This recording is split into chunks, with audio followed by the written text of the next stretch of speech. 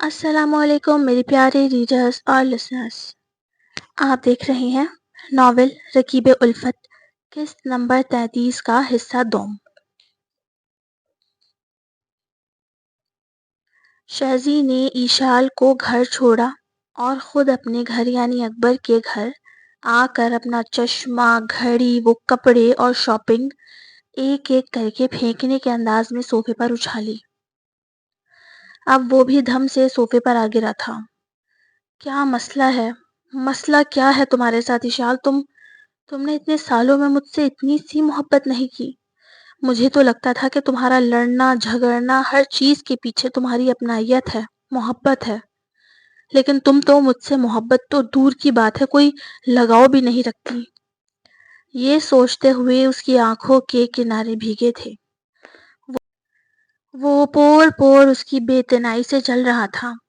میں نے ذرا سا امتحان کیا لیا تمہارا، تم نے تو مجھ سے میری محبت سے جان ہی چھڑا لی۔ کیوں کیا میں نے یہ کام؟ کیوں بولا جھوٹ؟ اس نے اپنے سر کو دونوں ہاتھوں پر گرایا تھا۔ اسے اپنے اس جھوٹ اور چال پر شدید افسوس ہو رہا تھا۔ اشما اور فیضان گھر پر پہنچ چکے تھے۔ دونوں کے چہروں پر صاف عیاں تھی کہ دونوں خوب روئے ہیں۔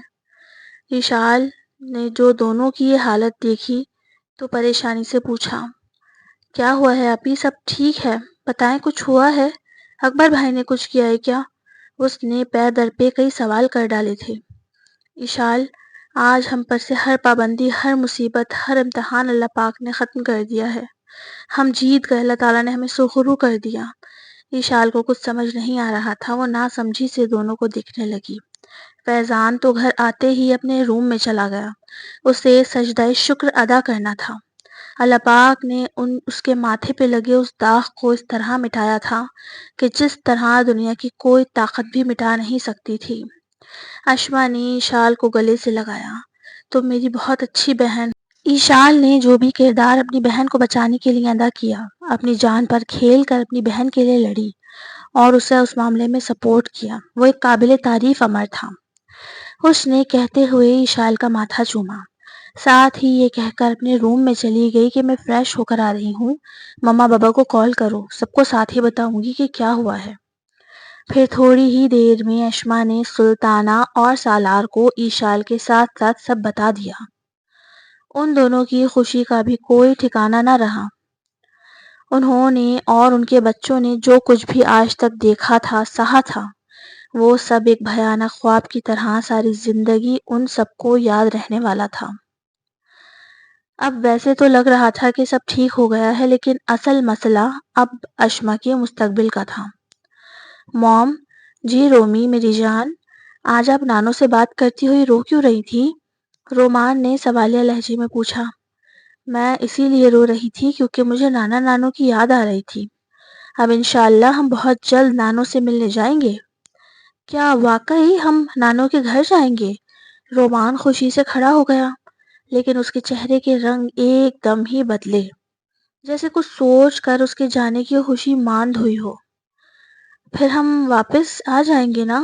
اس نے کنکھیوں سے ماں کو دیکھ کر پوچھا۔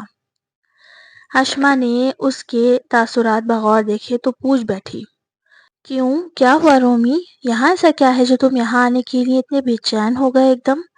وہ موم، مجھے آپ کو رومانہ سے ملوانا ہے۔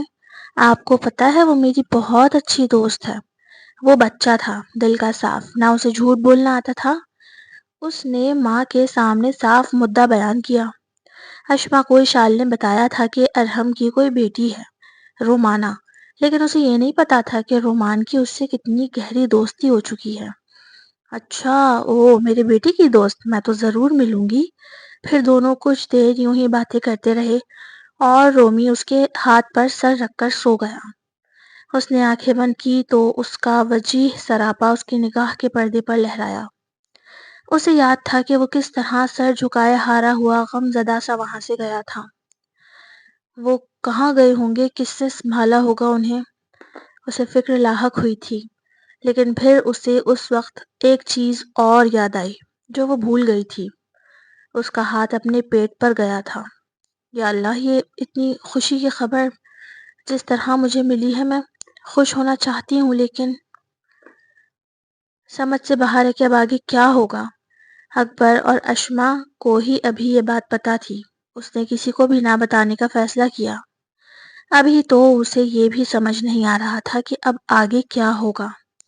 جس مسئلے کی وجہ سے کشیدگی تھی وہ تو اللہ کے کرم سے حل ہو گیا تھا، لیکن جو ایکویشنز ان دونوں خاندانوں کے درمیان تھی، کیا اب اتنا سب ہونے کے بعد بھی وہ ساتھ مل جل کر رہ سکتے تھے؟ یہ تو آنے والا وقت ہی بتاتا۔ مس نورین، ذرا ڈاکٹر عبد الرحمن سے پتا کر کے آئیں کہ سر اکبر کب آئیں گے۔ سارا دن ہی گزر گیا تھا لیکن آج اکبر اسپتال نہیں آیا تھا۔ اشما کو عجیب سی گھبراہٹ ہو رہی تھی۔ رومی کے بات کرنے کے بہانے سے اس نے کال بھی کی لیکن بات نہ ہو سکی، اور اب وہ آیا بھی نہیں تھا۔ ڈاکٹر صاحبہ، سر کے اسسٹنٹ کہہ رہے ہیں کہ وہ نہیں جانتے کیونکہ کل سے سر سے ان کا رابطہ ہی نہیں ہو پایا ہے۔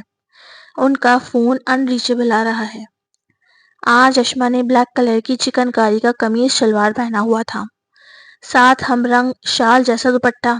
اس کی دمکتی ہوئی رنگت پر یہ رنگ خوب جچ رہا تھا۔ ابھی وہ یہی سوچ رہی تھی کہ کیسے اکبر سے رابطہ کرے۔ 1.5 دن سے زیادہ ہو چکا تھا۔ آخر وہ فون بند کر کے کیوں بیٹھ گیا ہے؟ اتنے میں اس کا فون رنگ ہوا۔ بھابھی، بھابھی، سامنے سے شازی کی روتی ہوئی آواز آئی۔ اشما الرٹ ہوئی۔ کیا ہوا ہے شازیب؟ کیا ہوا ہے؟ سب ٹھیک ہے؟ بھابھی بھائی کمرے میں بند ہے، کل رات نہ جانے کب واپس آئے اور ابھی تک وہ اٹھے نہیں ہیں۔ ایسا کبھی نہیں ہوتا کہ وہ اتنی دیر تک سوئے ہوں۔ انہوں نے شاید کوئی دوا کھا لی ہے، مجھے لگ رہا ہے کہ انہوں نے کچھ کھا لیا ہے۔ بھابھی پلیز آپ آ جائیں۔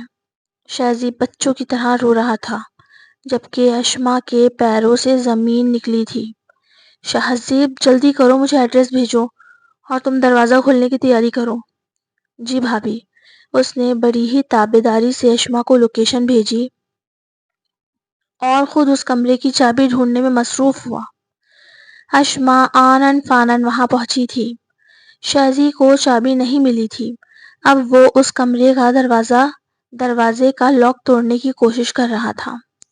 اشما دوڑتی ہوئی اس تک آئی اور بولی، جلدی کرو۔ اشما کی آنکھوں میں آنسو تھے۔ کسی انہونی کا احساس ہی اس کی جان لے رہا تھا۔ آخر کار شازی نے اس دروازے کا لاک توڑ دیا۔ پھر اشما دوڑتی ہوئی اندر داخل ہوئی۔ شازی جاؤ اور فوراً کچن سے لیموں، سرکہ، املی، جو بھی کھٹی چیز موجود ہو اس کا پانی بنا کر لاؤ۔ وہ اندر داخل ہوئی تو اس کے دل کو کسی نے مٹھی میں جکڑا تھا۔ اکبر بغیر شرٹ کے بس ایک براؤن شلوار پہنے الٹا اپنے بیڈ پر پڑا تھا۔ سائڈ ٹیبل پر ایک سرنج اور ٹوٹی ہوئی انجیکشن کی شیشی رکھی تھی، جیسے اس نے اب خود کو کوئی انجیکشن لگایا ہو۔ وہ دوڑتی ہوئی اس تک پہنچی اور اس کے بھاری بھرکم وجود کو اپنی پوری طاقت سے سیدھا کیا اور اس کی آنکھیں ذرا ذرا سی کھول کر دیکھی، لیکن اس کا صبر کا دامن چھوٹ چکا تھا۔ وہ اس پر جھکی، اس کا چہرہ تھپتھپاتے ہوئے رو رہی تھی۔ پھر اس نے اپنی پوری طاقت سے ایک زوردار تھپڑ اکبر کے چہرے پر مارا۔ مقصد اسے ہوش دلانا تھا۔ ایسا زناٹے دار تھپڑ کھا کر تو اکبر نے پٹ سے آنکھیں کھولی تھی اور اس کا کان جھنجھنا گیا۔ تم نے مجھے مارا؟ اکبر شدید صدمے کی حالت میں منہ پہ ہاتھ رکھے بولا۔ اٹھ گئے، بتائیں مجھے کیا کھایا ہے، کون سی دوا کھائی ہے؟ وہ روتے ہوئے پوچھ رہی تھی۔ ساتھ میں اس کا گلا پکڑا ہوا تھا۔ اس نے شرٹ تو پہنی ہوئی نہ تھی کہ گرہبان پکڑتی، تو اس نے اپنے دونوں ہاتھوں سے اس کا گلا ہی پکڑ رکھا تھا۔ اکبر تو حیران پریشان سا بس اسے دیکھے جا رہا تھا۔ ہاتھ ہنوز چہرے پر ہی تھا۔ میں نے کچھ نہیں کھایا، میں تو سو رہا تھا۔ یہ کیا ہے؟ کس چیز کا انجیکشن ہے؟ بتائے مجھے۔ اب تو وہ باقاعدہ اس پر چڑھی ہوئی تھی اور وہ تو بس ہونکوں کی طرح اسے دیکھے جا رہا تھا۔ کیونکہ دوا کا نشہ تھا تو اسے حواس قائم کرنے میں مشکل ہو رہی تھی۔ اشما، میں نے نیند اور سکون کے لیے انجیکشن لیا تھا، مجھے نیند نہیں آ رہی تھی، لیکن تم نے تو ایسا تھپڑ مارا ہے مردہ بھی اٹھ کر بیٹھ جائے۔ دیکھو میں اٹھ گیا ہوں، پلیز تم ریلیکس ہو جاؤ۔ اکبر نے اس بار اسے تھام کر اپنے گلے سے لگا کر کہا تھا۔ اشما نے بھی اس کو تھام لیا۔ وہ مسلسل رو رہی تھی۔ ارے پاگل لڑکی، میں اکثر ہی لیتا ہوں سکون کی یہ دوا، کیونکہ نیند نہیں آتی مجھے تمہارے بغیر۔ وہ اسے سمجھانے کے انداز میں کہہ رہا تھا۔